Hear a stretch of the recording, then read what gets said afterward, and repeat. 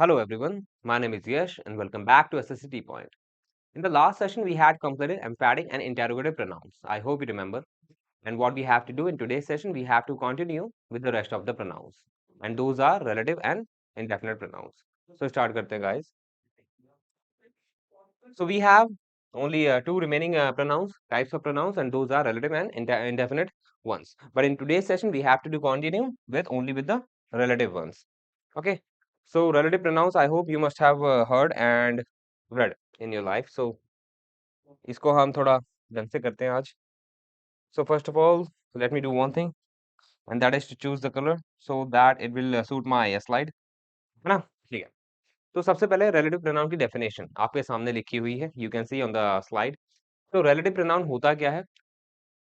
I will read out the definition first, then I will be telling you in my language. अब देखो, एक pronoun होता है relative pronoun जो relate करता है किसी भी other noun को. Relate कैसे करता है? I will be telling you with the examples. Okay, किसी भी कोई noun होगा या pronoun होगा उसको relate करेगा आगे के sentence में. अब वो कैसे होगा? बताता हूँ. ये जिसको भी relate करता है ये pronoun relative pronoun उसको antecedent बोला जाता है. ठीक है, क्या बोला जाता है? एंटीसीडेंट बोला जाता है and it has the force of conjunction. I hope conjunction आपको पता होगा. कंजंक्शन का काम होता है दो वर्ड्स को, दो फ्रेज को या दो सेंटेंसेस को जोड़ना. तो जो रिलेटिव प्रोनाउन होता है उसका भी यही काम होता है, टू जॉइन टू वर्ड्स. ठीक है, और जिसको ये जोड़ता है आगे के सेंटेंस से या वर्ड से उसे बोला जाता है एंटीसीडेंट. अब देखो, we will be understanding this thing with the examples. ठीक है, अब देखो यहाँ पे दो तरह के एग्जांपल हैं, एक ये है एक ये है. पहले ये दो तरह के एग्जांपल जो है मतलब जो स्टेटमेंट है दो, इसको पढ़ते हैं, है ना? I met a person full stop, she told me her secrets. ठीक है, कि भाई मैं एक पर्सन से मिला, उसने मुझे अपने सीक्रेट्स बताए. ठीक है, अब देखो ये दो स्टेटमेंट है, एक ये हो गई और एक ये हो गई. Now I will use relative pronoun to join these sentences. ठीक है, इनको सेंटेंस को जोड़ने के लिए I will use relative pronoun का आई विल यूज. ठीक है, अब देखो, जब दो सेंटेंसेस को with the use of relative pronoun मैं जोड़ूंगा तो कैसे I will be able to present. I met a person who told me her secrets. अब यहाँ पे मैंने हु लगा दिया फुल स्टॉप की जगह, फुल स्टॉप हटा दिया and I joined both of the sentences together and with the use of what, with the use of who, which is a relative pronoun. who एक तरह का relative pronoun होता है and I used this pronoun to join these sentences. अब देखो, ये जो who है which is a relative pronoun है ना, इसने किसको जोड़ा है? इसने इसको जोड़ा है. ठीक है, इसने इसको किससे जोड़ा है? इसने इसको आगे के सेंटेंसेस से जोड़ा है. ठीक है, तो इस रिलेटिव प्रोनाउन के लिए ये जो है ये क्या हो गया? एंटीसीडेंट हो गया. तो यही मैं बताना चाह रहा था विद द डेफिनेशन कि जो रिलेटिव प्रोनाउन होता है जिसको ये जोड़ता है आगे कनेक्ट करता है उसे बोला जाता है एंटीसीडेंट. एंड जो भी आगे फ्रेज हो वर्ड हो उससे जोड़ेगा. ठीक है, तो यही काम होता है रिलेटिव प्रोनाउन का. आई होप आपको समझ में आ गया होगा. और अब तक if you did not understand so you will be understanding it with the examples, with more examples. I will be letting you no in my next slide. अब देखो, सबसे पहले बात करेंगे हु, हुएवर एंड हूसोएवर. ये क्या है? Relative pronoun के क्या है? फॉर्म्स है. ठीक है, तो सबसे पहले अपना आ गया हु, हुएवर, हूसोएवर. अच्छा, हु देख के आपको एक इंटरोगेटिव प्रोनाउन भी याद आ रहा होगा. मैंने आपको बताया था कि हु क्या होता है? हु की हिंदी होती है कौन, है ना? एक हु होता है जिसकी हिंदी होती है कौन, and we use it for interrogative pronoun, है ना, टू रेज अ क्वेश्चन. तो उस केस में देखो, ये हु जो है दो तरीके से काम करेगा. ठीक है, एक तो काम करेगा ये इंटेरोगेटिव प्रोनाउन की तरह जहां पे इसकी हिंदी होगी कौन, है ना, क्वेश्चन, है ना. क्वेश्चन में जब यूज करोगे तो इसकी हिंदी अलग हो जाएगी. If you are using it as a relative pronoun then its meaning would be changed and its structure would also be changed. कैसे? देखो, हु का मतलब होता है कौन, उसे भूल जाओ. यहाँ पे हु का मतलब कौन नहीं है. यहाँ पे हु का मतलब कौन नहीं, because we are not using who as interrogative pronoun, we are using it as what, a relative pronoun. ठीक है, अब देखो, to be used for mankind. अच्छा, ये तो मैंने आपको लास्ट सेशन में ही बता दिया था कि जो हु होता है वो मैनकाइंड के लिए यूज होता है, लाइक ह्यूमंस, है ना. तो हुएवर भी एक्स्ट्रा डाल लो अभी के लिए, और हूसोएवर भी एक्स्ट्रा डाल लो. दोनों में ज्यादा डिफरेंस नहीं है, थोड़ा सा हिंदी में आपको बता दूंगा साथ साथ. पहला एग्जांपल देखते हैं. He was the man who helped me during my bad time. भी कहना चाह रहा है कि एक तो ये हो गया आपके सामने सेंटेंस, और दूसरा सेंटेंस हो गया ये हो गया, है ना. इन दोनों को जोड़ा है किसने? हु ने जोड़ा है ना. कि अब देखते हैं हु का. आपको समझ में आ गया? हु का मैंने आपको बताया क्या, मैनकाइंड के लिए यूज होता है, ह्यूमन के लिए यूज होता है. मैन एक तरह का ह्यूमन है. ठीक है, इस हु ने इसको इससे कनेक्ट कर दिया. ठीक है, man helped me during my bad time. Who की यहाँ पे हिंदी भी जान लो. हु की हिंदी क्या हो गई कि भाई he was the man. Hindi जैसे आपको सूटेबल लगती है यू कैन adopted। अब मैं क्या बना दूंगा इसकी हिंदी, ये वही इंसान था जिसने, ठीक है, जिसने। अब देखो यहाँ पे हु की हिंदी हो गई जिसने, लेकिन वहां पे जब you were using this word who as interrogative pronoun, जब तुम इसको इंटेरोगेटिव प्रोनाउन की तरह यूज कर रहे थे, तो उसकी हिंदी क्या थी, कौन थी, है ना? When you have to ask a question, but in this case you are not asking a question, you are connecting two sentences, so in this case who की हिंदी क्या हो गई, जिसने। ठीक है, I hope you must have got the difference between the two words in different scenario, है ना? I hope आपको समझ में आ गया होगा। अब दूसरा वाला सेंटेंस देख लेते हैं। She just wants to meet the guest who was not invited to her party. एक ये हो गया कि भाई वो एक इंसान से मिलना चाहती है, जो गेस्ट है, वो गेस्ट से मिलना चाहती है ना? वो गेस्ट से मिलना चाहती है। ये हो गया दूसरा सेंटेंस, जिसको पार्टी में इनवाइट नहीं किया गया था, who was not invited invited to her party. ठीक है, ये उसे मिलना चाहती है, कौन, शी मिलना चाहती है। तो who is doing what, who is connecting this sentence with this sentence, है ना? अब यहाँ पे हु की हिंदी बना लो, तो सिंपल सी बात है, जो रिलेटिव प्रोनाउंस होते हैं उनका यूज क्या होता है, टू कनेक्ट, है ना? And they work as a conjunction, conjunction की तरह भी काम करते हैं, लेकिन छोटा सा डिफरेंस होता है, but I will not be telling you the difference over here right now. ठीक है, जब कंजंक्शन करेंगे I will be letting you know. ठीक है, because I do not want you to be what, want you to feel complex over here right now. ठीक है, अभी जो हमें समझना है वो समझते हैं। हमें रिलेटिव प्रोनाउन समझना है, तो उसको हमें बस ये समझना है कि it connects two sentences, two words और टू फ्रेजेस। ठीक है, अब यहाँ पे हु का क्या काम हो गया, दो सेंटेंसेस को जोड़ना, है ना? अब यहाँ पे हु की हिंदी बना लो तुम, क्या बनेगी, वो बस उस गेस्ट से मिलना चाहती है जिसको, यहाँ पे क्या हो जाएगा, जिसको हो जाएगा, है ना? जिसको। अब देखो यहाँ पे जिसको हो गया, तो देखो जो रिलेटिव प्रोनाउन होता है उसकी Hindi adopt, you have to adopt according to the meaning, है ना, अकॉर्डिंग टू द स्टेटमेंट। लेकिन जो इंटेरोगेटिव प्रोनाउन में हु होता है उसकी एक ही हिंदी होती है, दैट इज कौन। ठीक है, तो आई होप समझ में आ गया होगा। अब ये वाला देख लेते हैं, तो ये भी हो गया अपना। अच्छा, हुएवर की हिंदी क्या हो जाएगी, हुएवर की हिंदी हो जाएगी जो भी। ठीक है, जो भी। हिंदी ध्यान रखना, because I do not mention Hindi words specially in my slide. ठीक है, तो यहाँ पे क्या हो जाएगा, जो कोई भी। और हु की तो हिंदी तुम्हें पता ही है, हु की हिंदी बना लेना, हुएवर की जो भी, हुसोएवर की जो कोई भी। अब थर्ड वाला स्टेटमेंट देख लेते हैं, the teacher will not punish whosoever learns the whole lesson, कि भाई टीचर पनिश नहीं करेगी जो कोई भी पूरा लेसन याद करके आता है। ठीक है, अब देखो यहाँ पे हुसोएवर है, जो कोई भी, यहाँ पे हिंदी क्या हो गई, जो कोई भी। ठीक है, I hope you are able to relate the Hindi meaning with that word. ठीक है, कि भाई एक ये हो गया सेंटेंस, जो टीचर है वो पनिश नहीं करेगी, किसको पनिश नहीं करेगी, जो कोई भी लेसन, पूरा लेसन याद करके आएगा। ठीक है, तो हूसोएवर ने क्या करा, इसको और इसको जोड़ दिया। हाँ, तो यही रिलेटिव प्रोनाउन का काम है। अब ये देख लेते हैं लास्ट वाला, I will teach only whoever shows his interest in English, कि भाई मैं केवल उसी को पढ़ाऊंगा जो अपना इंटरेस्ट दिखाता है इंग्लिश में। ठीक है, तो अब देखो यहाँ पे क्या हो गया, एक ये सेंटेंस हो गया। ठीक है, and this sentence is being connected by this, है ना, विद दिस। ठीक है, इसको इससे कनेक्ट करने का काम कर रहा है हुएवर, कर रहा है। हुएवर का मतलब क्या हो गया, जो भी। हिंदी ध्यान रखना, बिकॉज हिंदी में क्या होता है, if you know the Hindi word, so you will be able to relate that what, that word और that sentence in your own language, है ना? तो ट्रांसलेट करना भी इजी हो जाता है और समझना भी इजी हो जाता है। तो भाई मैं उसी को पढ़ाऊंगा जो अपना इंटरेस्ट दिखाएगा इंग्लिश में। तो हुएवर की हिंदी क्या हो गई, जो भी। उसके बाद ये एक वर्ड है, मैंने एक सेंटेंस लिख रखा है, whoever is used for plural antecedent. जो हुएवर होता है, जो वो हमेशा जिसको कनेक्ट करेगा, अगर वहां पे कोई नाउन होगा तो हमेशा प्लूरल फॉर्म में होगा। ठीक है, जैसे मैं आपको डिफरेंशिएशन करके बताऊंगा, because it sometimes becomes important. ठीक है, give me a moment, let me make two sentences. तो एक सेंटेंस बना लेता हूं,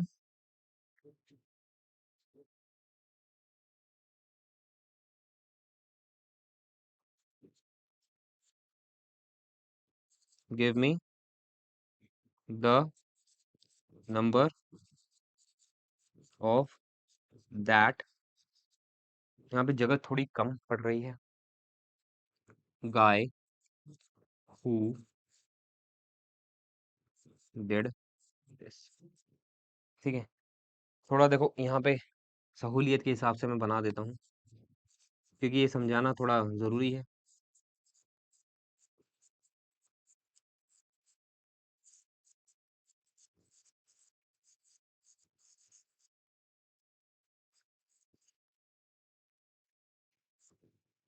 अब देखो, आई hope you can see the fonts and text, because because थोड़ा सा छोटा लिखा है मैंने। इफ इट इज विजिबल तो सही है, बाकी मैं आपको बोल के ही बता रहा हूँ। तो मेरे को ये समझाना था कि हुएवर में यहाँ पे मैंने जो लिख रखा है कि हुएवर के साथ जो एंटीसीडेंट होगा, एंटीसीडेंट का मतलब आई होप यू रिमेंबर, जो रिलेटिव प्रोनाउन से पहले वर्ड आता है वो एंटीसीडेंट कहलाता है ना। तो इससे पहले जो वर्ड होगा वो हमेशा प्लूरल में आएगा in the case of whoever. जैसे यहाँ पे एग्जांपल देखो, एक ये एग्जांपल मैंने लिखा है और एक ये एग्जांपल लिखा है। Give me the number of that guy who did it. ठीक है, हु किस लिए यूज होगा? ब्रॉड सेंस के लिए, कि केवल पर्टिकुलर स्पेसिफिक पर्सन की तुम डिमांड कर रहे हो, पूछ रहे हो कि जिसने ये काम किया है। ठीक है, तो वहां पे हु के साथ क्या आ जाएगा? देखो सिंगुलर फॉर्म में गाय। अब यहाँ पे देखना, give me the number of those guys whoever did it. अब यहाँ पे हुएवर के साथ गायज आएगा, गाय नहीं आएगा, यानी कि प्लूरल फॉर्म ऑफ वर्ड आएगा, प्लूरल फॉर्म ऑफ एंटीसीडेंट आएगा। बिकॉज हुएवर का मतलब क्या हो गया? जिसने भी ये किया है। अब जिसने भी किया है वो ज्यादा होता है एक से, इन केस ऑफ हुएवर। तो हुएवर से पहले जो भी वर्ड आएगा in case of relation, in case of connecting that word और those words with other sentences, तो उस केस में क्या यूज करोगे? आप प्लूरल फॉर्म में एंटीसीडेंट यूज करोगे। तो यहाँ पे हु से पहले गाय सही है, लेकिन हुएवर अगर यूज कर रहे हो तो गाय आएगा, यानी कि प्लूरल फॉर्म ऑफ एंटीसीडेंट आएगा। That is what I wanted to let you know. ठीक है, अगर समझ में आ गया है तो आगे बढ़ जाते हैं। ठीक है, बढ़े आगे। देखो, अब है whose sever and whosoever। give me a moment, my phone is ringing and it is disturbing me, so that is why I wanted to shut it down।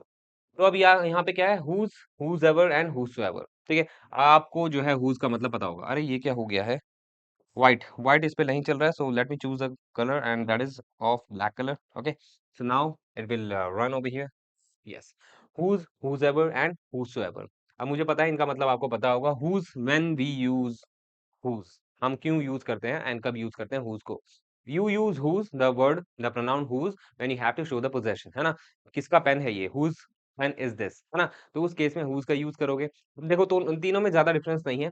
whose use होगा फॉर, whose की हिंदी ध्यान रखना, और because Hindi पता होगी तो relate कर पाओगे। whose ever की भी हिंदी याद रखना, whosoever की भी हिंदी याद रखना। ये इसका मतलब क्या हो जाएगा? किसका? इसकी हिंदी क्या हो जाएगी? जिस किसी का, जिस किसी का। और इस वाले whosoever की हिंदी हो जाएगी जिस किसी का भी। ठीक है, हिंदी थोड़ा ध्यान रखना, बिकॉज डिफरेंट कंटेक्स्ट में डिफरेंट वर्ड्स यूज करने पड़ते हैं हमें, है ना। अब देखो, to be use for mankind, mankind के लिए यूज होगा। जैसे अगर मेरे को बोलना हो कि डॉगी के मैं बैंड की बात कर रहा हूँ, नेक बैंड की बात कर रहा हूँ, so I can not use whose, I have to use of which. ठीक है, यानी कि जो हुज यूज करोगे, whosoever यूज करोगे, हुज एवर यूज करोगे, they these words only be use for what? For mankind, for humans. ठीक है, तो इसलिए यहाँ पे लिख रखा है in case of possession, possession case में you have to use those words. अब देखो यहाँ पे क्या है? If a noun is already, ठीक है, ये स्टेटमेंट को भूल जाओ, सीधा क्वेश्चन, सॉरी स्टेटमेंट पे आते हैं। ठीक है, मतलब सेंटेंसेस पे आते हैं, एग्जांपल्स पे आते हैं। She was looking for her necklace whose has been stolen. अब सिंपल सी बात है, यहाँ पे एक सेंटेंस हो गया ये। ठीक है, अब इस सेंटेंस को जोड़ा है इसने। ठीक है, इन दोनों को जोड़ा है हुज ने। अब हुज की हिंदी क्या हो जाएगी? जिसका। उसकी हिंदी क्या होती है? जिसका होती है। ठीक है, तो भाई अब यहाँ पे ये सेंटेंस क्या कहना चाह रहा है? ये कहना चाह रहा है कि वही वो अपने नेकलेस को ढूंढ रही थी जिसका चोरी हो गया है। ठीक है, तो जिसका किस लिए यूज किया है हमने? We are talking about the possession of that girl, इसका। ठीक है, अगर आपको नाउन पहले से ही पता है, यानी कि we know the noun we are talking about. ठीक है, तो इस केस में शी, हमें already we know she about she, है ना, कि भाई यहाँ पे शी के नेकलेस के बारे में बात हो रही है। तो यहाँ पे हुज हम किसके लिए यूज कर रहे हैं? इसी के नेकलेस के बारे में बात कर रहे हैं। और हुज की हिंदी क्या हो गई? जिसका। ठीक है, तो हुज इस तरीके से यूज होता है। उसके बाद है second statement, the board will give another chance to the students who to take their test again whosoever were cancelled suddenly without any reason। अब ये क्या कहना चाह रहा है? ये कह रहा है कि भाई बोर्ड ने एक स्टेटमेंट, देखो इतना बड़ा ये हो गया, यहाँ से लेके यहाँ तक एक सेंटेंस ये हो गया। This sentence is being connected with this sentence because of the presence of this word which is a relative pronoun and that is in Hindi जिस किसी का भी। whosoever की हिंदी क्या मैंने लिखी है? जिस किसी का भी। बोर्ड क्या कहना चाह रहा है? मतलब ये सेंटेंस क्या कहना चाह रहा है कि जो बोर्ड है वो उन बच्चों को, उन स्टूडेंट्स को दोबारा चांस देगा, दोबारा टेस्ट देने के लिए, जिस किसी का भी, जिस किसी का भी कैंसिल कर दिया गया था किसी भी, बिना किसी रीजन के। तो इस तरीके से whose, whosoever and whosever use होता है in a statement as a relative pronoun. I hope समझ में आ गया होगा। अगर समझ में आ गया है तो आगे बढ़ जाते हैं। ठीक है, ठीक है, अब है which, whichever and whichsoever। बहुत सिंपल है। ठीक है, मैंने आपको बताया था we use which for bird, animal and inanimate object. I hope you remember. अगर पीछे का नहीं पता, you must have to do what, you have to revise. ठीक है, बिकॉज अगर पीछे का रिवाइज नहीं करोगे, you there is a chance that you gonna forget it and you will forget it. ठीक है, तो विच, whichever एंड whichsoever कैसे यूज करेंगे? विच का यूज, whichever का यूज, whichsoever का यूज यू यूज फॉर सबके लिए करोगे, बर्ड, एनिमल, इनएनिमेट ऑब्जेक्ट, बस मैनकाइंड के लिए यूज नहीं करोगे। ब्लैक कलर भी सूट कर रहा है वैसे स्लाइड पे। ठीक है, मैनकाइंड के लिए क्या यूज होता है? Whosoever, whosever. I hope you remember, मैंने बस अभी बताया है। विच यूज होता है सबके लिए, बर्ड, एनिमल हो, ठीक है, और इनएनिमेट ऑब्जेक्ट हो, इसके लिए बात करूंगा तब भी विच का यूज करूंगा। लेकिन एक्सेप्ट मैनकाइंड, ह्यूमंस के लिए विच का यूज नहीं होता है। और ये नॉमिनेटिव केस, ये जो लिखा हुआ है अभी के लिए भूल जाओ, because I do not want you to be complicated. ठीक है, अब देखो तीन तरह के सेंटेंसेस हैं, तीन तरह के सेंटेंसेस हैं, ये पढ़ेंगे, विच का मतलब समझ में आ जाएगा, और ये बाकी जो रिलेटिव प्रोनाउन है इनका मतलब भी समझ में आ जाएगा। This is not the bird which can fly. अब यहाँ पे ये वाला स्टेटमेंट क्या कह रहा है कि भाई ये वो बर्ड नहीं है। एक ये हो गई sentence which is being connected with this one, ठीक है, with the use of relative pronoun विच। और विच की हिंदी क्या हो गई? ये क्या कहना चाह रहा है कि भाई ये वो चिड़िया नहीं है, वो पक्षी नहीं है जो फ्लाई कर सकता है, जो उड़ सकता है। तो यहाँ पे सिंपल से बन गई इसकी हिंदी जो। तो अपनी सहूलियत के हिसाब से you can modify the Hindi meanings. जैसे मेरे को लगा यहाँ पे जो आना चाहिए, तो जो would be the Hindi meaning for which. ठीक है, तो अब देखो यहाँ पे बर्ड, इसका एंटीसीडेंट क्या है? बर्ड है, तो बर्ड क्या है? बर्ड के लिए हम विच का यूज करेंगे। ठीक है, समझ में आ गया? अब आगे बढ़ जाते हैं। You can not identify any cows whichever give milk. ये कहना चाह रहा है, एक ये हो गया सेंटेंस कि भाई तुम किसी भी काऊ को पहचान नहीं सकते हो। अब ये किसको कनेक्ट कर रहा है? इससे कनेक्ट हो रहा है। ठीक है, with the use of which ever, कि भाई तुम किसी भी काऊ को पहचान नहीं सकते हो जो दूध देती है। मतलब काऊ को देख के आप पहचान नहीं पाओगे कि भाई जो दूध देती है, ऐसा ये स्टेटमेंट कह रहा है। तब यहाँ पे विच एवर की हिंदी क्या हो गई? विच एवर की हिंदी होती है जो भी। ठीक है, जो भी गाय दूध देती है। तो with the use of relative pronoun whichever, I connected these two what, this sentence and with that phrase. उसके बाद है थर्ड वाला, she has bought a dress which had a shorter hemline. अब ये क्या कह रहा है यहाँ पे कि भाई विच यूज हुआ है, ये विच इसको कनेक्ट कर रहा है, ठीक है, और इसको भी कनेक्ट कर रहा है। ठीक है, अब कैसे कनेक्ट कर रहा है? With the use of relative pronoun which, है ना। एंड इसका एंटीसीडेंट क्या हो जाएगा? ड्रेस। ड्रेस क्या एक तरह का इनएनिमेट ऑब्जेक्ट है, नॉन लिविंग थिंग है, तो नॉन लिविंग थिंग के लिए we use which as everybody knows. ठीक है, दैट इज व्हाई ये सही है बिल्कुल सेंटेंस, है ना, कि भाई वो एक ऐसी ड्रेस उसने खरीदी है जिसका जो हेमलाइन है वो शॉर्टर है। ठीक है, तो अब यहाँ पे विच की हिंदी क्या हो गई? जो विच की हिंदी बता दी है। एंड विच सो एवर का स्टेटमेंट नहीं लिख रखा है मैंने। I know that you will be able to make it yourself and you would have to do it in your comment box I mean. ठीक है, कमेंट बॉक्स में you will be telling me what, you will be telling me you have to make a statement on whichsoever, and whichsoever की Hindi I will be telling you over here right now कि भाई whichsoever की हिंदी होती है जो कोई भी। So I have done this thing for you, and what you have to do for me, you have to write a particular statement in that includes whichsoever, है ना, as a relative pronoun in the comment box you will be telling me। अब आगे बढ़ जाते हैं। ठीक है, and this time I have to choose different color, that would be different। अब मैं ऑरेंज ले लेता हूँ because I rarely choose orange। ठीक है, अब देखो यहाँ पे दैट है। दैट के बहुत सारे यूजेस होते हैं and it is very important because I have seen many questions which include that as a relative pronoun। ठीक है, so you do not have to ignore any of the things which I teach you. अब that का देख लेते हैं, that क्या है? That एक तरह का रिलेटिव प्रोनाउन की तरह काम आता है, but it is not a question word, है ना, जो डब्ल्यू से स्टार्ट होता है या एच से स्टार्ट होता है, उनमें से नहीं है, बट फिर भी it is used as a relative pronoun. जैसे कि यहाँ पे है, दैट का यूज आप हु के साथ भी कर सकते हो, यानी कि हु की जगह कर सकते हो। जैसे मैंने आपको बताया ना, हु का as a relative pronoun question बना, तो वहां पे दैट का यूज हो जाएगा, but in different context which I have to let you know right now. Whom की तरह भी यूज कर सकते हो, ठीक है, और विच की तरह भी यूज कर सकते हो, बट कभी भी हुज की तरह यूज नहीं होगा। अगर ये स्टेटमेंट अभी समझ नहीं आ रही है, so let it be. I know आप समझ जाओगे when I will be giving you some examples.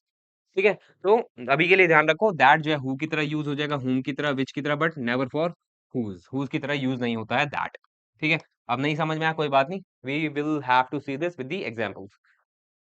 That का पहला यूज, जब भी सुपरलेटिव डिग्री का यूज हो, दैट का यूज करोगे if there is a requirement of relative pronoun ahead. ठीक है, थोड़ा सा जुकाम हो रहा है, so please forgive me if कुछ आधा टेरा बोल देता हूँ। ठीक है, तो ये जुकाम वगैरह बहुत हो जाता है, तो इससे क्या होता है, बोलने में इशू आता है ना। तो अब क्या है, कफ भी हो रहा है थोड़ा सा, तो इसकी वजह से थोड़ा मेरे को अजीब सा लग रहा है बोलते हुए। तो देखो, अब ये क्या है, दो स्टेटमेंट्स हैं इन फ्रंट ऑफ यू। अब मैंने ये कहा आपको कि जो सुपरलेटिव डिग्री है उसका यूज अगर होता है सेंटेंस में and there is a requirement ahead of a relative pronoun, तो आप दैट का यूज करोगे एंड आपको दैट का यूज करना है और कोई प्रोनाउन का आप यूज नहीं करोगे। जैसे यहाँ पे लिख रखा है कि that was the best what I could achieve. अब यहाँ पे देखो, यहाँ पे सिंपल सी बात है, आपको दिख रहा है कि भाई सुपरलेटिव डिग्री दिख रही है, सुपरलेटिव डिग्री से पहले द भी दिख रहा होगा। अब यहाँ पे अगर आगे कोई रिलेटिव प्रोनाउन की नीड है, रिक्वायरमेंट है, अगर नहीं है तो छोड़ दो, ऐसे भी यूज कर सकते थे आप इसको, दैट वाज द बेस्ट, है ना, यहाँ पे भी कंप्लीट कर सकते थे, you could have completed the sentence without going ahead. But if you require to use relative pronoun ahead, तो एक ही होगा, दैट इज दैट, अगर there is a superlative degree of adjectives. ठीक है, तो सुपरलेटिव डिग्री ऑफ एडजेक्टिव होगा और आगे सेंटेंस को और क्या करना है, कंटिन्यू करना है। एंड आपको पता है कंटिन्यू करोगे तो आपको रिक्वायरमेंट तो होगी रिलेटिव प्रोनाउन की, so there is only one relative pronoun, that is that, that का यूज करोगे। ठीक है, एज अ रिलेटिव प्रोनाउन। अगर ये समझ में आ गया होगा तो एक काम कर लिएगा, आपको क्या करना है, आपको एक स्टेटमेंट लिखनी है with the same structure, that का यूज करके एक स्टेटमेंट बना दो कमेंट बॉक्स में।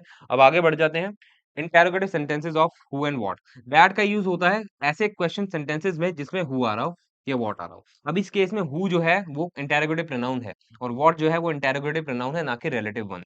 क्यों? जैसे देखो यहाँ पे दिख रहा है आपको, who was the girl that betrayed you. इसका मतलब क्या हो गया इस पूरी स्टेटमेंट किया का, अगर कोई सेंटेंस है जो इंटेरोगेटिव फॉर्म में है and that starts with who और व्हाट से बन रहा है या हु से बन रहा है, तो अगर आगे कोई रिलेटिव प्रोनाउन की नीड होगी तो दैट ही आता है। जैसे वो कौन सी लड़की थी जिन्हें जिसने तुमको क्या करा, धोखा दिया। तो अब अपनी सहूलियत के हिसाब से हिंदी बना लो, जैसे यहाँ पे मेरी बन रही है जिसने, है ना, जिसने तुमको बिट्रे किया, है ना, तुमको चीट किया। अब यहाँ पे हु का क्वेश्चन बन रहा है ना, हु वर्ड का पूरा इंटेरोगेटिव सेंटेंस बन रहा है, तो इस केस में अगर रिलेटिव प्रोनाउन की जरूरत होगी तो दैट का यूज होगा, बस यही कहना चाह रहा है। ऐसे ही व्हाट के साथ है। अब यहाँ पे ये जो दोनों वर्ड्स हैं ना, ये जो दोनों वर्ड्स हैं, ये इंटेरोगेटिव प्रोनाउन है, ना कि रिलेटिव, क्योंकि हमने हु के बारे में पढ़ा है, व्हाट भी एक तरह का रिलेटिव प्रोनाउन की तरह काम आता है, वो आगे देखेंगे। तो what is the question that puzzles him, ये कौन सा क्वेश्चन है जो उसको दुखी करता है, परेशान करता है, या आश्चर्यजनक करता है, या पजल करता है, कुछ भी मान लो। अब यहाँ पे दैट का यूज होगा because there is a need of using that over here as a relative pronoun. अब ये वाला देख लेते हैं। ठीक है, ये समझ में आ गया। ठीक है, अब इनका एंटीसीडेंट भी ध्यान रखना। इसका एंटीसीडेंट एंटीसीडेंट क्या हो गया, द बेस्ट। ठीक है, अब एंटीसीडेंट जो होता है हमेशा प्रोनाउन होता है, बट इस तरीके से अगर प्रोनाउन ना हो इस केस में, सॉरी, एंटीसीडेंट क्या होता है, हमेशा नाउन होता है। तो इस केस में कोई नाउन तो है नहीं, बट एडजेक्टिव को भी आप एंटीसीडेंट यूज कर सकते हो if the sentence is like that.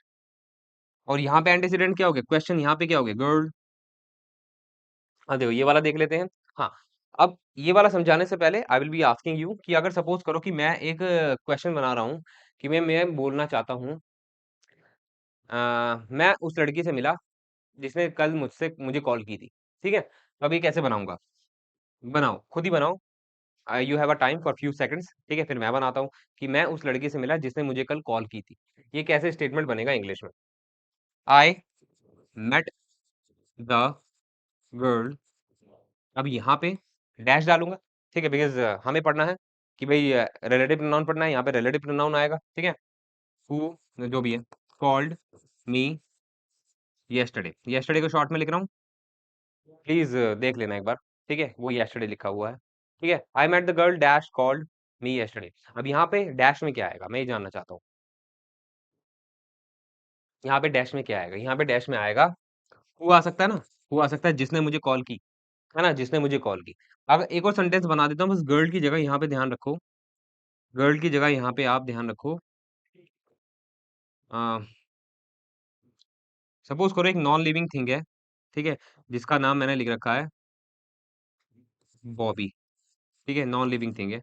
ठीक है, और बॉबी क्या है, कोई भी हो सकता है, नॉन लिविंग थिंग है, और मैं ऐसे ही बोल रहा हूँ, तो वो पूरा सेंटेंस सेम है। ठीक है, अब यहाँ पे क्या आएगा, यहाँ पे आएगा विच आएगा। क्यों? क्योंकि तुम्हें इस बात का पता है कि जो नॉन लिविंग वर्ड होता है उसके लिए विच का यूज करते हैं, और लिविंग क्या हो गया, जैसे गर्ल लिविंग है उसके लिए हु का यूज करोगे। But suppose if both of the words which are non living and living ones आ जाएं एक ही सेंटेंस के अंदर, तो किसका यूज करोगे, दैट का यूज करोगे। यही समझाना चाह रहा हूँ। देखो जैसे यहाँ पे है the man and his dog, तुम्हें पता है मैन के लिए किसका यूज करोगे, हु का यूज करोगे, है ना।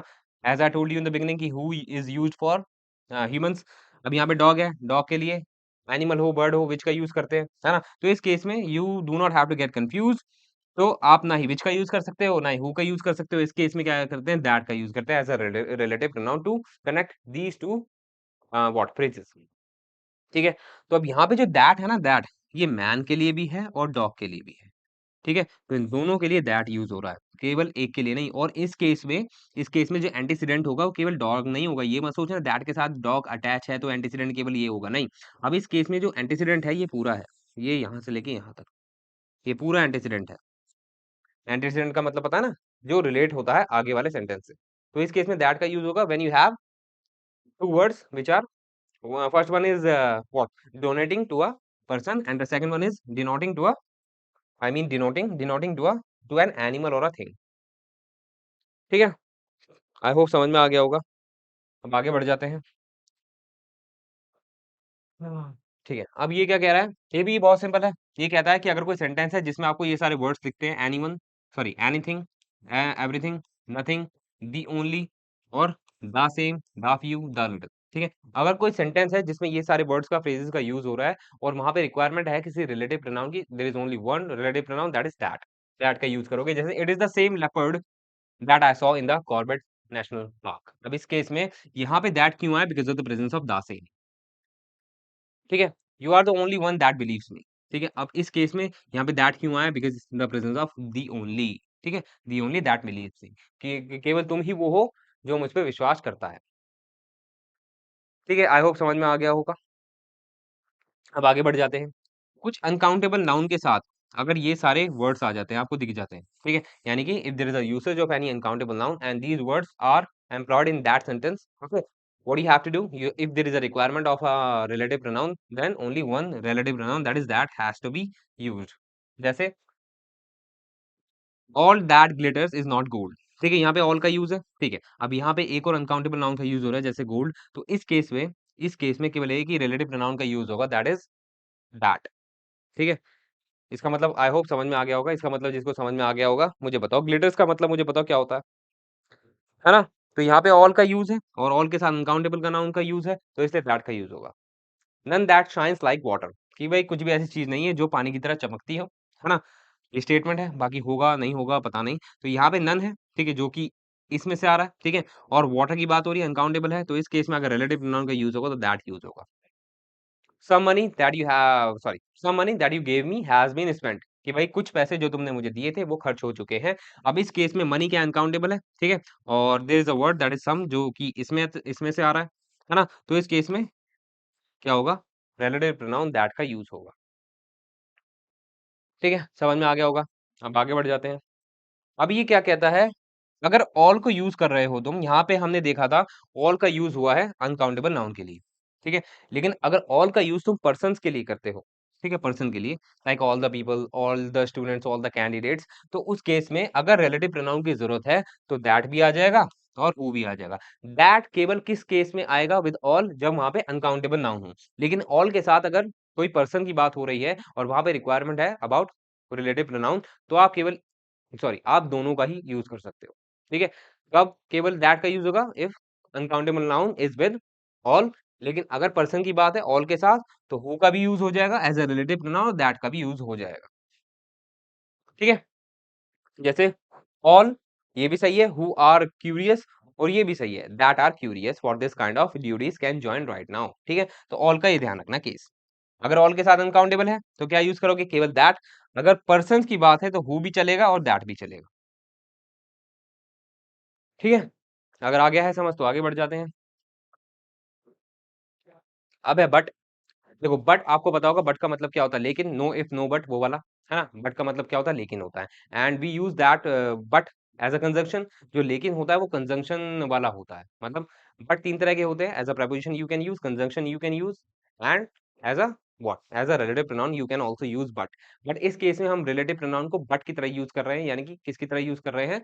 हम रिलेटिव प्रोनाउन को यूज कर रहे हैं, मतलब बट को यूज कर रहे हैं रिलेटिव प्रोनाउन की तरह। तो इस केस में जो बट होगा उसकी हिंदी लेकिन नहीं होगी। जो बट की हिंदी लेकिन होती है वो कंजंक्शन वाली होती है। जैसे कि भाई मैं बोलता हूँ कि भाई, जैसे किसी के बारे में बोलता हूँ कि वह गरीब तो है लेकिन ईमानदार है, तो वहां पे जो लेकिन है वो बट है कौन सा? कंजंक्शन वाला, and it is joining two words गरीब एंड ईमानदार। ठीक है, लेकिन इस केस में बट की हिंदी लेकिन नहीं होती है, तो सबसे पहले तो ये दिमाग में डाल लेना बात। यहाँ पे बट की हिंदी लेकिन नहीं होगी, यहाँ पे बट की हिंदी जो बनेगी, I will be telling you with the example. ठीक है, there was no one but loved, इसका मतलब क्या हो गया, वहां पे कोई नहीं था जो। तो अब ये ध्यान रखना, बट की हिंदी जो भी होती है, but as a relative pronoun. ठीक है, रिलेटिव प्रोनाउन की तरह हिंदी हो जाएगी बट की जो। ये थोड़ा मैं ऐसे कर देता हूँ। ठीक है, जो वो जो है। ठीक है, तो इसका मतलब क्या हो गया, वहां पे कोई ऐसा नहीं था जो हंसा। तो उसके बाद there is no person but is perfect, इसका मतलब क्या हो गया, यहाँ पे कोई ऐसा पर्सन नहीं है जो परफेक्ट हो। वैसे तो कहीं भी नहीं होता है ना। तो बट को इस तरीके से यूज होता है। और बट का एक बात और ध्यान रखना, अब if you are using but as a relative pronoun, तो उसका आगे का जो सेंटेंस होगा वो हमेशा नेगेटिव सेंस में होगा, नेगेटिव स्टेटमेंट होगी। जैसे इसलिए बट को नेगेटिव रिलेटिव प्रोनाउन भी बोला जाता है। ठीक है, यानी कि बट से पहले जो भी स्टेटमेंट बनेगी वो नेगेटिव बनेगी। उसके बाद बट की हिंदी ध्यान रख लेना, जो होती है, बस यही है। और जो लेकिन वाला बट होता है वो कंजंक्शन होता है। यहाँ पे we are learning but as a what, as a relative pronoun. ठीक है, अब आगे बढ़ जाते हैं। ये कुछ मैंने ट्रिविया लिखी हुई है about whose and of which. जैसे अगर सपोज करो कि भाई हुज का मतलब आपको पता है, we use whose to show possession, है ना, टू शो बिलोंगिंग्स। अगर मैंने आपको ये भी बताया कि जो हुज होता है वो फॉर अ मैनकाइंड यूज होता है ना, if you have to show the possession और belongings of a mankind, of a human, तो उस केस में हुज का यूज करोगे। But suppose if you have to show the possession और belongings of an inanimate object, what you have to use only one word, that is, और phrase, that is of which. तो यही बोल रहा है ये दो sentences. She bought a ring. अच्छा, रुक जाओ, मैं इसको पहले वैसे समझा देता हूँ। जैसे हाँ, ये वाला भी तो है, ये तो मैंने, ये ध्यान में ही नहीं आया। I have a cousin whose neighbour is a Chinese. ये मैंने क्या लिखा हुआ है कि मेरा एक कजन है जिसका नेबर चाइनीज है। अब यहाँ पे I am using whose for cousin. Cousin क्या होता है, ह्यूमन होता है ना, मैन होता है ना। तो इस केस में हुज चल जाएगा। हम, मैं बता रहा हूँ पोजेशन की, जो कजन का नेबर है ना, पोजेशन शो कर रहा है कजन का neighbour, and it is also connecting this to this, है ना, समझ में आ गया होगा। लेकिन अगर सपोज करो मुझे पोजेशन बताना किसी इनएनिमेट का, जैसे she bought a ring which stone is of diamond, ये गलत हो गया। क्यों, मैं बोलना चाहता हूँ कि भाई उसने एक अंगूठी खरीदी है जिसकी स्टोन जो है वो डायमंड की है। अब इस केस में मैंने जैसे हुज का यूज करा है ऊपर, वैसे यूज नहीं कर सकता हूँ विच को। ठीक है, यू नो कि भाई which we use for inanimate object, है ना। तो पोजेशन भी शो करने का विच का यूज करेंगे, लेकिन there is a method, there is a structure. She bought a ring which stone is of diamond, जैसे कि ये यूज करा है वैसे ये यूज नहीं कर सकते हैं। ठीक है, इसका यूज करने का तरीका क्या है, she bought a ring the stone of which is of diamond. तो यही बताना चाहता हूं मैं तुमको कि भाई उसने एक अंगूठी खरीदी है, पहले क्या बोलोगे, द स्टोन ऑफ विच। तो ऑफ विच को ध्यान रखना, ऑफ विच को यूज करते हैं for inanimate object, to show the possession और belongings of an inanimate object, as we are showing the possession of ring to diamond, है ना। कि भाई जो रिंग का पोजेशन है वो क्या है, स्टोन है। और स्टोन किस चीज का बना है, डायमंड का बना है। तो we are using of which. Mankind के लिए हु चल जाएगा अकेला, लेकिन जो इनएनिमेट ऑब्जेक्ट है, नॉन लिविंग है, उसके लिए ऑफ विच करके ऐसे यूज करते हैं। एक तरह का स्ट्रक्चर है, मैंने शॉर्ट फॉर्म में आपको बता दिया। और इस वाले सेंटेंस को और देख लो, इस तरीके से यूज होगा, there were a lot of job seekers and 60% of, क्या आएगा, हुम या हुज, सॉरी, अरे ये मैंने गलत कर दिया है। यहाँ पे ये रेड में नहीं रहेगा, प्लीज इसे इग्नोर करना। ठीक है, यहाँ पे whom ही आएगा। ठीक है, ये शायद मेरे से ही गलती होगी, पता नहीं किससे हुई है। यहाँ पे ये जो whom होगा ये सही होगा, who गलत होगा। ठीक है, there were a lot of job seekers, ठीक है, and 60% of whom was rejected on the first day. ये क्या नाम बोलना चाहता है कि भाई वहां पे बहुत सारे जॉब सीकर्स थे, है ना, जिसमें से 60% रिजेक्ट हो गए थे ऑन द फर्स्ट डे। तो इस केस में whom आएगा। क्यों, क्योंकि जो प्रपोजिशन होती है उसके बाद हमेशा ऑब्जेक्ट आता है, और ऑब्जेक्ट का काम करता है whom। अभी ऑब्जेक्ट समझ नहीं आ रहा है कि whom ऑब्जेक्ट का काम कैसे करेगा, तो इग्नोर दैट थिंग। ठीक है, बस इस तरह का स्ट्रक्चर ध्यान रखना कि अगर इस तरीके से आता है तो प्रपोजिशन के बाद हु या whom में से क्या चूज करना है, whom चूज करना है instead of the relative pronoun that is who. ठीक है, तो whom का यूज करोगे इस तरीके से। आगे बढ़ जाते हैं। ठीक है, व्हाट, व्हाटएवर एंड व्हाटसोएवर। अब ये क्या कहना चाह रहा है, व्हाट का मतलब क्या हो गया, व्हाट का मतलब होता है क्या, लेकिन एज एन इंटरोगेटिव प्रोनाउन। लेकिन if you are using what as a relative pronoun, so in this case what you have to do, let us see. देखो, यहाँ पे व्हाट है, व्हाटएवर है, व्हाटसोएवर है। ये जो लिखा हुआ है विदाउट एन एंटीसीडेंट, ये भूल जाओ।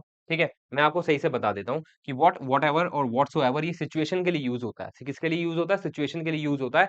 ये कनेक्ट नहीं करता है किसी भी इससे पहले जो वर्ड आता है उसको आगे। ठीक है, इस सिचुएशन के लिए यूज कैसे होगा? जैसे देखो ये situation, did you understand what I said? अब यहाँ पे व्हाट लिखा हुआ है, मैंने आपको बताया कि ये जो रिलेटिव प्रोनाउन होते हैं, they connect the antecedents just behind them, है ना? जो इनसे पीछे, एग्जैक्टली पीछे, इमीडिएटली पीछे जो वर्ड होता है वो एंटीसीडेंट कहलाता है, वो उसको आगे कनेक्ट करता है। लेकिन इस केस में तो कोई एंटीसीडेंट है ही नहीं। यहाँ पे तो वर्ब लिखी हुई है, अंडरस्टैंड। अंडरस्टैंड क्या है? एक तरह का वर्ब है। और जो रिलेटिव प्रोनाउन होते हैं वो नाउन्स को क्या करते हैं? आगे फॉरवर्ड करते हैं, कनेक्ट करते हैं। लेकिन ये तो क्या है? वर्ब है। तो इस केस में हमें ये पता लगता है कि व्हाट एवर एंड व्हाटसोएवर का कोई भी कोई भी एंटीसीडेंट नहीं होता है। ठीक है? अगर आपको समझ में आ गया है तो आगे बढ़ जाते हैं कि कोई भी इनका एंटीसीडेंट नहीं होता है। दे वर्क अलोन, अकेले काम करते हैं विदाउट एनी एंटीसीडेंट, तो यही लिखा हुआ है ऊपर। अब हिंदी बना लो, क्या हो जाएगी? हिंदी हो जाएगी जो। तो व्हाट की हिंदी क्या जो होती है, व्हाट की हिंदी जो क्या होती है, वो एज एन इंटेरोगेटिव प्रोनाउन होती है, but as a relative pronoun if we talk about it, तो उस केस में जो होगी। ठीक है? कि भाई क्या तुम्हें समझ में आया जो मैंने बोला? ठीक है? What can be cured must be endured, ये तो बहुत सिंपल है। तो ये मैं पहले ही बता चुका हूँ, तो यहाँ पे भी हिंदी क्या होगी? जो होगी भाई जिसको तुम सही कर सकते हो, उसको तुम्हें मतलब बेयर भी करना चाहिए। ये बहुत ही वो है, क्या कहते हैं, पॉपुलर स्टेटमेंट है। जैसे आपने देखा होगा ना, बहुत सारी honest is the best policy. ठीक है, तो इस तरीके से बहुत सारे स्टेटमेंट होते हैं जो पॉपुलर होते हैं, तो you must know that statement and it is applied all over the world. ठीक है, तो यहाँ पे भी व्हाट की हिंदी क्या हो जाएगी? जो हो जाएगी। एंड ये वाला देख लेते हैं, she still misses you what ever you may think. ठीक है, कि भाई वो अभी तुम्हें मिस करती है। वॉट एवर की हिंदी बता दो क्या हो जाएगी? जो भी। ठीक है, और व्हाट्सो एवर की क्या हो जाएगी? जो कोई भी, है ना? सिंपल। तो बस हिंदी ध्यान रखना and you will be able to employ these words in the statement. She still misses you whatever you may think, तुम कुछ भी सोचो वो अभी भी तुमको, तुम जो भी सोचो, तुम जो भी सोचो वो अभी भी तुमको मिस करती है। ठीक है, तो तीनों को तुमने यूज करना आ गया होगा। और बस ये एक बात और ध्यान रखना, अभी के लिए व्हाटएवर व्हाटसोएवर से पहले कोई एंटीसीडेंट नहीं आता है। दे वर्क अलोन, अकेले ही काम करते हैं और सेंस भी ऐसा ही बनता है। अब ये मैंने क्या लिखा है मोर ओवर करके? हाँ, देखो, हाँ, जैसे ये बताना चाह रहा था, I can not imagine the moments what she said then. अब यहाँ पे ये सेंटेंस गलत क्यों हो गया? क्योंकि यहाँ पे व्हाट का तो यूज हो रहा है, लेकिन व्हाट से पहले एक वर्ड आ रहा है विच इज अ नाउन, जो कि एक नाउन है, and working as an antecedent antecedent की तरह काम कर रहा है। तो इसीलिए ये गलत हो जाएगा। Why it will be wrong? Because यहाँ पे जो व्हाट है, व्हाट से पहले कोई भी ऐसा वर्ड नहीं आएगा जो एंटीसीडेंट की तरह काम करेगी, क्योंकि व्हाट का काम कनेक्ट करना नहीं होता है, दे वर्क अलोन, अकेला काम करता है। तो instead of using relative pronoun what, you can use that और व्हिच। ठीक है, आई can not imagine the moments. ठीक है, अब ये कनेक्ट हो रहा है आगे with the use of that और व्हिच। दैट भी यूज कर सकते हो, व्हिच भी यूज कर सकते हो, because moments is an abstract pronoun which is uncountable and which is non living, so you can use either of the two of the relative pronounce. ठीक है, ये लिखा हुआ है मैंने। आई होप समझ में आ गया होगा। अगर समझ में आ गया है तो आगे बढ़ जाते हैं। ठीक है, मैं थोड़ा कट तो नहीं रहा हूँ, थोड़ा सा आगे आना चाहिए, because I have been told many times कि भाई I have to be in the screen. आगे बढ़ जाते हैं। अब ये क्या है? Our lecture is completed. ठीक है, ऑलमोस्ट कंप्लीटेड, बिकॉज़ सब कुछ कंप्लीट हो गया है। All the relative pronouns are completed.